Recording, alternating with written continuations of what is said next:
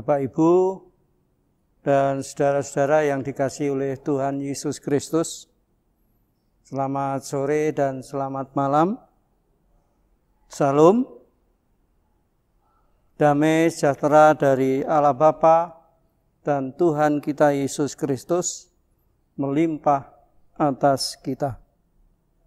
Saudara, ibadah sore dan malam ini kita dasari dengan firman Tuhan yang diambil dari Matius 10 ayat 40 sampai dengan ayat 42.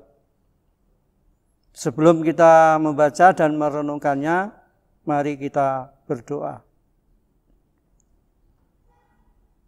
Kepadamu ya Tuhan, kami bersyukur jikalau sore dan malam ini Engkau mempersekutukan kami dengan keluarga kami masing-masing, dan kami akan menerima firman-Mu. Siapkan hati kami Tuhan untuk menerima firman-Mu. Biarlah firman-Mu dapat membuka hati kami dan menjadi rema di dalam hati dan hidup kami. Ke dalam tangan kuasa-Mu kami menyerahkan, di dalam kami membaca dan merenungkan firman-Mu. Di dalam nama Tuhan Yesus Kristus kami berdoa. Amin.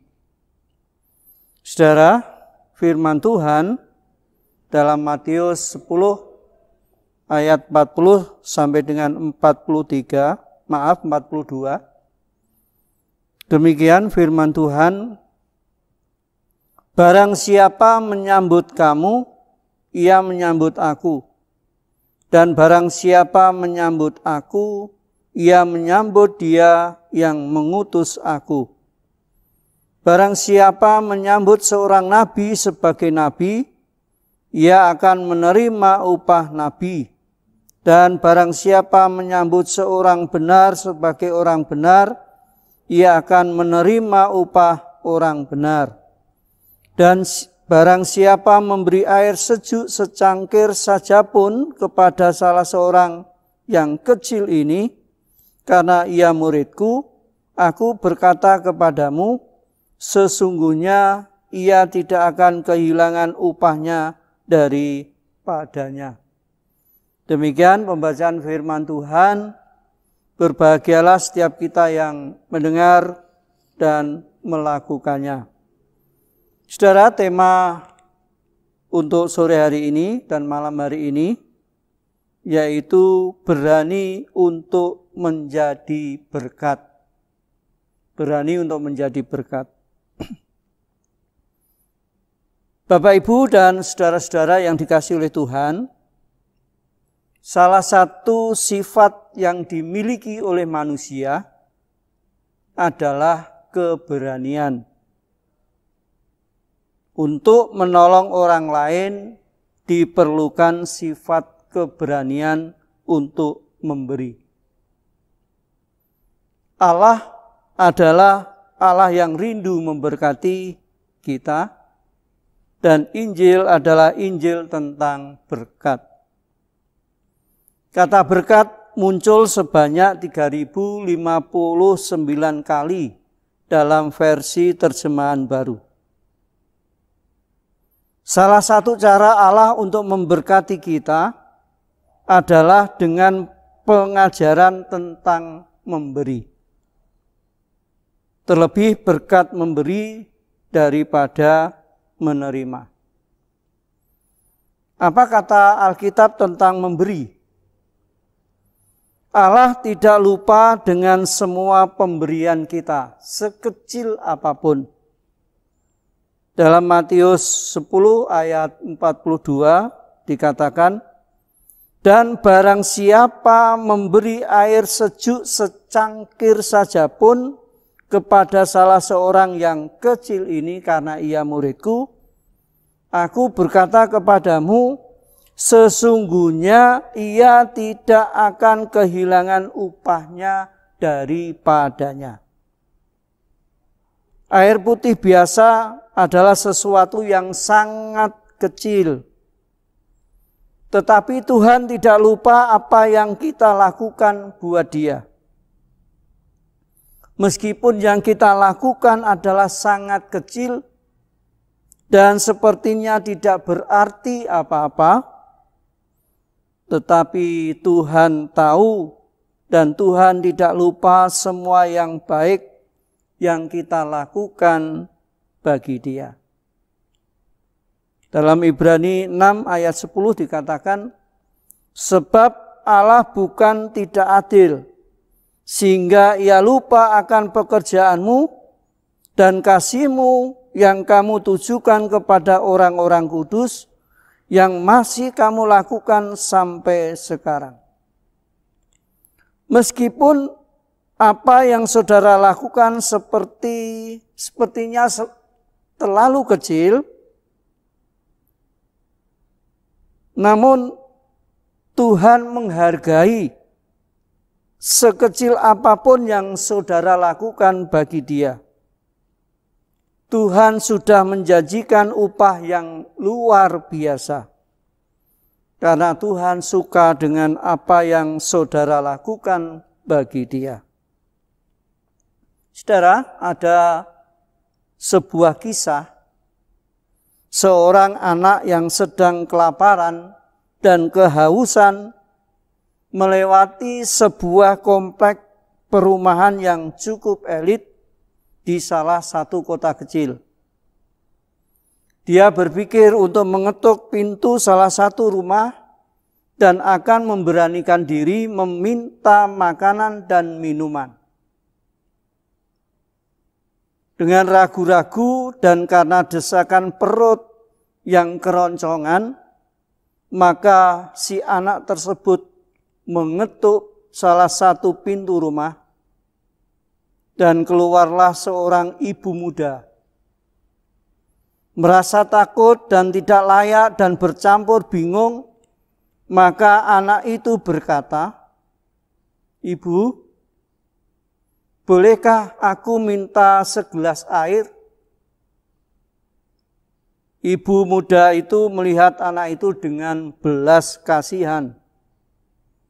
Ia masuk dan kemudian membawakan segelas besar yang berisi air susu. Setelah diminum, anak itu berkata, "Ibu, berapa saya harus membayar segelas besar susu ini?" Si ibu itu menjawab, "Kamu tidak perlu membayar apapun. Sebab orang tua kami dulu mengajarkan untuk tidak menerima bayaran jika melakukan sesuatu kebaikan." Beberapa puluh tahun kemudian, si ibu muda yang kini sudah lanjut usia mengalami sakit kritis. Sakitnya sangat kompleks. Dia sudah berstatus janda dan sudah banyak hartanya terkuras untuk kehidupan dan penyakitnya. Karena di kota itu pengobatan tidak memadai, akhirnya ibu itu dibawa ke rumah sakit yang lebih besar di kota lain. Dan salah satu dokter ditunjuk untuk mengobservasinya atas penyakit ibu tersebut. Setelah ia bertatap muka dengan perempuan itu, dokter itu mengenali wajah ibu itu, dan ketika ia membaca statusnya, meyakini dia mengenalnya. Dengan kepandaiannya, dokter berjanji akan menolong ibu itu sampai sembuh, dan di samping itu dia meminta bagian keuangan supaya semua tagihan dari pasien ibu yang dirawatnya itu menjadi tanggungannya. Singkat cerita, saudara, ibu itu sembuh, namun ibu itu terbayang apakah bisa membayar selama ditangani di rumah sakit? Sekalipun dia sudah sembuh dan pasti senang, tetapi ia takut harus membayar karena 3 bulan dirawat di rumah sakit itu. Sebelum pulang, seorang perawat memberi lembar tagihan kepada ibu tersebut. Dengan rasa cemas, ia membuka lembar tagihan dan terdapat rincian biaya selama 3 bulan di rumah sakit. Namun di pojok atas tertulis telah dibayar lunas dengan segelas besar air susu. Tertanda dokter yang merawatnya. Nah, saudara, Allah mau kita memberi yang terbaik. Apakah maksudnya memberi yang terbaik? Artinya memberi yang terbaik tidak selalu berarti memberi yang terbesar. Ketika Tuhan Yesus melihat persembahan janda yang miskin, yang memasukkan 2 peser, yaitu 1 duit, Yesus mengatakan kepada murid-muridnya, "Aku berkata kepadamu, sesungguhnya janda miskin ini memberi lebih banyak dari semua orang yang memasukkan uang ke dalam peti persembahan." Kita bisa membandingkan di dalam Lukas 21 ayat 2 dan 3. Kata Yesus dalam Lukas 21 ayat 4 dikatakan, sebab mereka semua memberi persembahan dari kelimpahannya, tetapi janda ini memberi dari kekurangannya, bahkan ia memberi seluruh nafkahnya. Dalam Kisah Para Rasul 5 ayat 1 sampai 11 diceritakan tentang pemberian atau persembahan Ananias dan Safira. Yang dilihat Allah adalah bagaimana motivasi persembahan.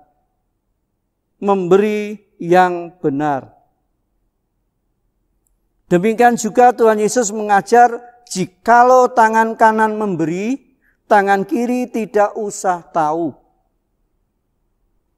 Ini adalah ajaran agar kita berhati-hati dengan motivasi kita dalam hal memberi. Memberi yang terbaik berbicara tentang kerelaan memberi dengan motivasi berdasarkan kerelaan hati dan didasarkan kepada motivasi untuk mengasihi Tuhan dan bukan untuk meninggikan diri. Jika demikian bagaimana?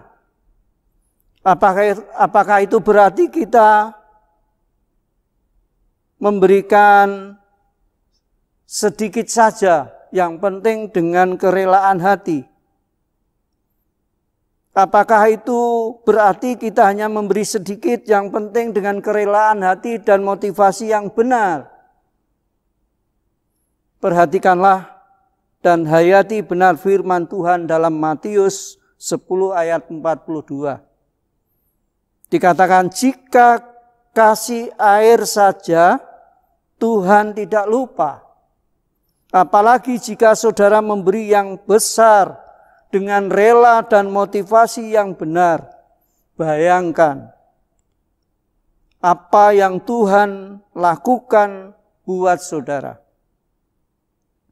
Saudara-saudara yang dikasihi oleh Tuhan, memang memberi lebih indah daripada menerima. Memberi merupakan wujud kerelaan dan kerendahan hati kita kepada Tuhan. Dan akan semakin baik jika kita memberi tanpa prasangka, tanpa membeda-bedakan, namun memberi kepada mereka yang sungguh-sungguh membutuhkan. Seringkali ketika kita memberi, kita melihat terlebih dahulu kepada siapa kita memberi. Saudara-saudara, seorang ibu muda yang memberi segelas besar air susu merupakan berkat yang menghidupkan. Tidak sekedar memberi, tetapi berkat pemberiannya telah membuat seorang anak kecil menjadi berhasil. Pemberian itu seolah-olah menyambut Tuhan. Menyambut orang yang dikasihi. Memberi berarti melakukan inisiatif pertama tanpa mengharapkan balasan. Saudara-saudara, firman Tuhan mengajar kepada kita untuk mempunyai hati berani menjadi berkat bagi sesama yang membutuhkan. Saat ini, saudara, banyak yang terdampak akibat pandemi COVID-19. Salah satu dampak yang dirasakan oleh keluarga adalah dampak ekonomi rumah tangga yang bisa dikatakan mulai merosot, bahkan sangat dirasakan betapa besarnya penderitaan menghadapi pandemi COVID-19. Banyak PHK, banyak orang yang kemudian tidak bisa bekerja lagi, dan suami yang menjadi tulang punggung keluarga tidak bisa menghasilkan uang untuk memenuhi kebutuhan setiap hari. Nah, inilah salah satu dampak yang dirasakan akibat pandemi COVID-19. Mari saudara, kita gencarkan semangat saling merasakan. Di dalam GTJ Jepara saat ini sudah dicanangkan sambatan tresno. Itu salah satu bentuk untuk bisa mengurangi dampak ekonomi keluarga. Dan siapapun kita bisa terlibat di situ. Kita yang mempunyai usaha bisa menyampaikan usahanya. Kita yang diberikan berkat yang berlebih bisa memberi dengan membeli. Dan itu bisa menjadi berkat bagi yang membutuhkan. Mari saudara, kita gencarkan semangat menjadi berkat bagi sesama. Bagi orang-orang yang paling dekat terlebih dahulu. Dan itu kita lakukan semuanya dengan kasih. Dan itu bisa menjadi penolong bagi sesama kita. Seperti tema kita pada saat ini, berani untuk menjadi berkat. Memberi memang harus disertai dengan keberanian. Tanpa ada keberanian maka kita tidak akan bisa memberi. Mari saudara, kita memohon Roh Kudus untuk memberikan semangat kepada kita, semangat untuk berani memberi, menjadi berkat bagi orang lain, terutama orang lain yang sungguh-sungguh membutuhkan. Tuhan Yesus memberkati. Amin. Mari kita berdoa. Kami datang kepadamu kembali Tuhan mengucap syukur, jikalau Engkau telah memperkenankan kami menerima firman-Mu, menggumulinya.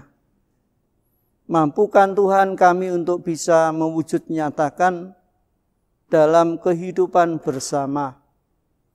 Lebih-lebih mampukan kami untuk mempunyai hati yang berani menjadi berkat bagi sesama. Kiranya Tuhan yang menolong dan memberkati kami. Terima kasih Tuhan atas firman-Mu. Di dalam nama Tuhan Yesus Kristus kami berdoa. Amin.